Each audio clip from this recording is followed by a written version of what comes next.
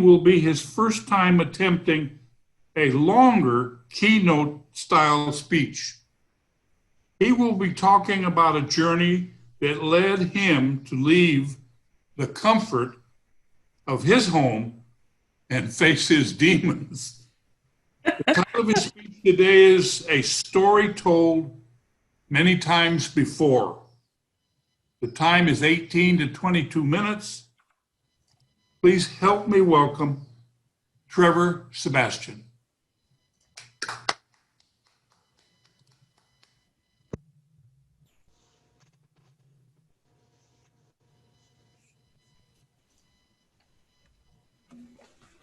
All right, can everybody see my screen? Yes. Thank you. Let me just make sure I can see Tamara. Perfect.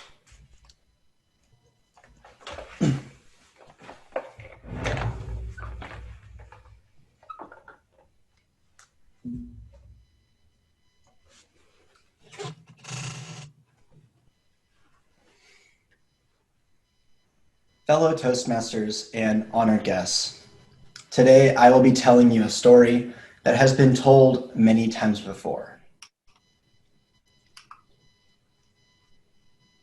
Oops, technical difficulties, one moment. There we go. When I was young, I had a relatively normal childhood. I had 2 loving parents, 2 rambunctious dogs, and of course, 2 very annoying sisters. And although this type of family might seem very normal in this lifestyle, I have to let you know that there were definitely some things that made it somewhat unique. And whether you can relate yourself to my life or maybe not, the story that I'm about to tell you has been told many times, but maybe just with different words. You see, the reason why my life wasn't exactly normal was because although I was born in the real world, I like to spend a whole lot of time in the virtual one. Instead of going to the movies with my friends, I would slay monsters with them. Instead of going to the prom, I went to raids. Instead of joining a sport, I joined a guild. There were many things that I did inside of the virtual world that took up a lot of my time. And for the most part, I absolutely loved it and would not change one thing about it. And years and years and years would pass. I would continue to play video games, immerse myself in the virtual world. And at one point, I looked at my watch and I was 22 years old. And suddenly, the virtual world didn't seem so great anymore. You see, I was spending so much time inside the virtual world that my life in the real world wasn't exactly looking up. At 22 years old, I was single. I had never gone on a date. I wasn't doing great in school. I didn't have any career prospects. I didn't have too many friends. My health was declining. There were a lot of problems that were going on, and I didn't have to face them because of my time that was spent inside of my virtual world. And there was a time after playing video games 14 hours straight one day, a very long time, I remember sitting in my bed, looking up at the ceiling, and I just began to cry. And I don't exactly know why I was doing that, but I just felt like something was wrong. Like I had a wealth of potential that I was absolutely wasting and squandering every single day. And it was at that point that I decided I wanted to make a change. I wanted to take some new steps forward in my life. And I wish I could tell you that from that day forward, everything was great, everything was wonderful, and my life turned out perfect. But that wasn't the case. There were many times when I started my journey that I stumbled. There were many times when I fell, and many times when I even took steps back. But that's okay, because at least at this point, I started. It wasn't perfect at first, and I started to find new hobbies. I started to read. Maybe it was only for 10 minutes a day, but I was actually making progress. I was trying to do something new with my life. And of course, there were times when I would go back to play video games, and I started to get kind of back into my old home. But the one thing that was great was that I was able to start my journey. And one of the most amazing things that I figured out that helped me move forward was that life is kind of like a video game. Just like a video game, you gain experience, you get smarter, you get stronger by slaying monsters, whatever hypothetically that may be. And so I started looking at my life as a video game, and that made it more interesting and it made it more engaging. And then just like a video game where you have to get stronger so that you can fight the final boss, I realized that there were bosses in my life that I had to conquer, that I had to face. I realized actually that there were two bosses that I had to conquer in order to make myself a better person. And this finally, after so many years of spending time in the virtual world, I looked down the horizon to the real world and I started my journey. Now, the very first boss that I had to conquer was fear. And this was a very powerful boss. You see, fear was something that just controlled my life for so many years. It was really bad. Just to give you an example, when I was in class, I would never raise my hand because I was afraid that I would get the answer incorrect.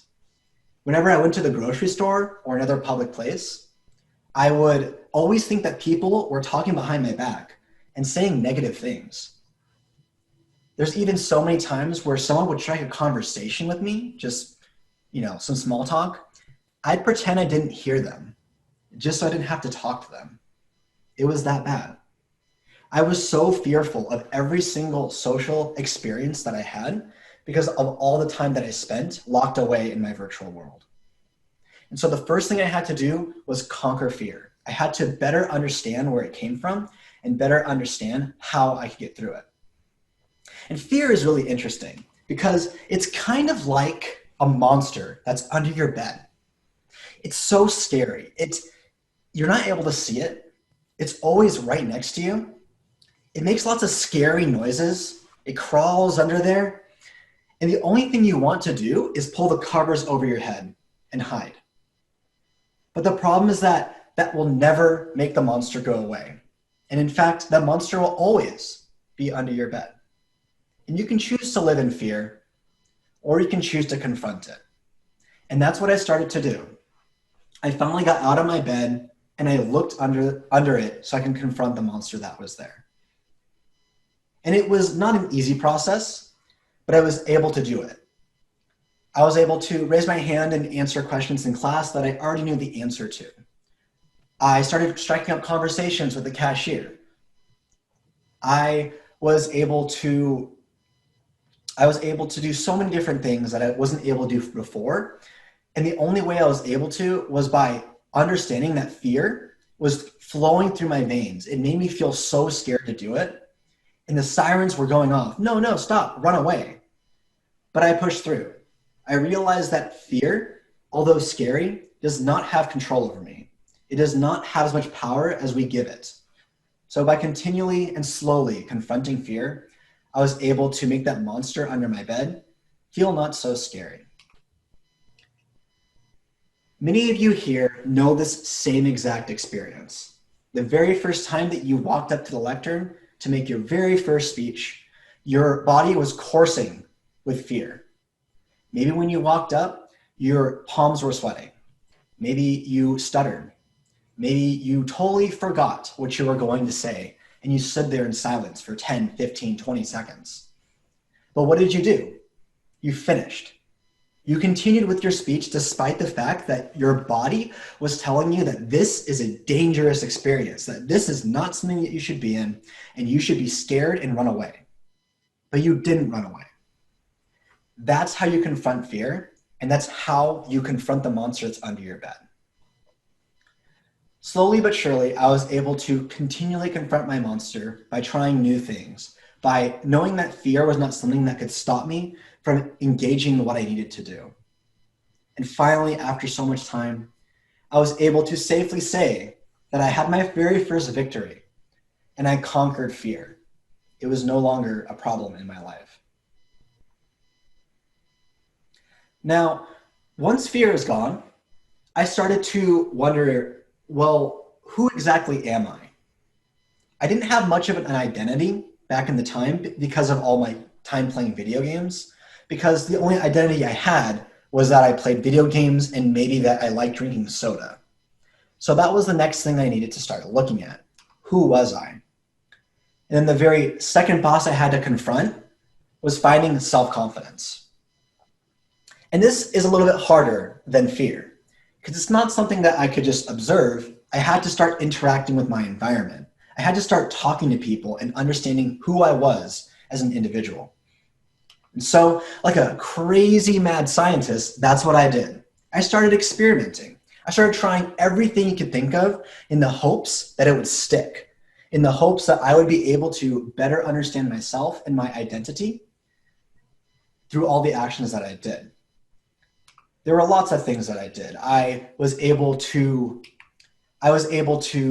try new hobbies. I was getting more interested in political things. I was able to look at some causes that were really important to me. I even became vegetarian at the time and stopped eating animals. All these things started to really solidify my identity, and I felt more understanding of who I was. And with this identity, I was able to yell it all across the rooftop and say, look, this is me. This is who I am. And I would tell people all the new things that I learned. The one thing I realized, though, is that a lot of people didn't agree with me. Kind of weird, right? They all had their own opinions and their own ideas. And at first, I was like, these people must have no idea what they're talking about. They must be ignorant. Maybe they might be stupid. Because I knew what was right, and I knew that I had everything under control. It was my identity. And so finally, I was able to defeat the second boss, and I cultivated self-confidence. But wait, something didn't quite feel right. Although I had an idea of who I was, I felt like I wasn't myself. The best word to describe it was that I felt fake. I didn't feel like Trevor. Instead, I felt like a collection of different groups and identities. Instead of being myself, I was vegetarian, yogi, humanitarian, liberal, stoic, collector, reader, you name it. I was a collection of all these ideas that I didn't even know who I was anymore. And it was hard to explain it. And so I realized that I actually did not cultivate self-confidence. I actually didn't defeat my second boss. And in fact, all I really did was I tried really hard to get people to like me, to get people to try to understand who I am and listen to me. But luckily, I realized that all I had to do was take a look at all these different things with a magnifying glass and really understand which one of them I was able to most identify with. I started being much more honest with myself. I started listening to people more often. I listened to all their ideas, and although maybe I didn't agree with them, I could see where they were coming from. I could understand their point and what they really wanted to do with it, why it made sense to them. And slowly but surely, as I continued to kind of gain experience and talk to people and be honest with myself and my ideals, I was able to better understand myself as an individual. And slowly but surely, I solidified myself and my ideas. I became more confident. I cultivated it slowly but surely. And finally, after so much time, I was able to have my second victory, and I cultivated self-confidence. And there it is. I defeated both of my bosses, and I became a better person. And everything was going great. I was having an amazing career that was taking off. I finished school after so many years of going through it, and my relationship with my now fiance was going fantastic. But for some reason, I still didn't feel great. I felt like something was missing. I felt like I wasn't really happy with who I was and where I was at in my life. And it didn't make sense because everything was going great. I cultivated self-confidence. I conquered my fear. What else was there? And it took a very long time for me to finally understand that actually there was a third boss lurking in the shadows this whole time. I just couldn't see it because I was so worried about fear and I didn't have very much self-confidence. This third boss, and I think the most difficult boss for me to conquer, was finding purpose. And purpose is something that is just so difficult to not only find, but to even explain. It's not something like fear, which you can look at your bodily emotions and your behaviors to better understand. It's not like self-confidence where you can get feedback from the environment and other people. How in the world does someone find their purpose? The reason for being on this earth? It's an incredibly challenging thing. But I knew, and one thing that I realized is that there are so many people in this world who don't even have the luxury of finding their purpose. They're way too busy taking care of their family. They're way too busy trying to put food on the table. They don't get the luxury of trying to find their purpose. But luckily, I had that luxury. And I knew that it was my job. And in my journey, I needed to find my purpose to finally become a better person and find personal growth. The best way that I could relate purpose to is a man named Viktor Frankl. He wrote a book titled A Man's Search for Meaning. And Frankl here, I don't know if this is his picture, but Viktor Frankl was a prisoner in one of the most notorious concentration camps during World War II. And during this time, when he was absolutely starving and malnourished, when he was working menial labor for 12 to 14 hours a day, and when he was under some of the most extreme circumstances that any human being can ever face, he found purpose in his life. Despite the fact that he was suffering so much, just an immense amount of suffering, he would share half of his food with other prisoners who were also malnourished. He would talk to prisoners who were on the verge of committing suicide and stopping them from committing it. He would listen to people and all their struggles, putting his struggles behind him, just so that they felt like they were heard. And Viktor Frankl was able to survive this horrible ordeal and become better after it. When asked if he would repeat the whole process over again, without hesitation, he said, yes, I would. Because that's where I found my purpose.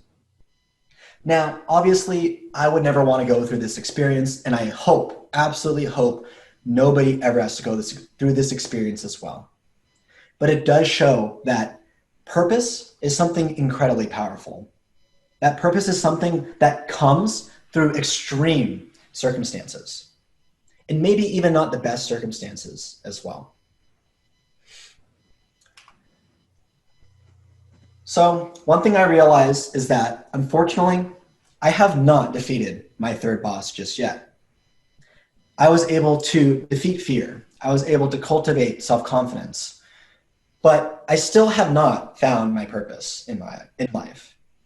And I think that's okay, because I look back many, many years ago when I was stuck in the virtual world, when I spent so much time playing video games.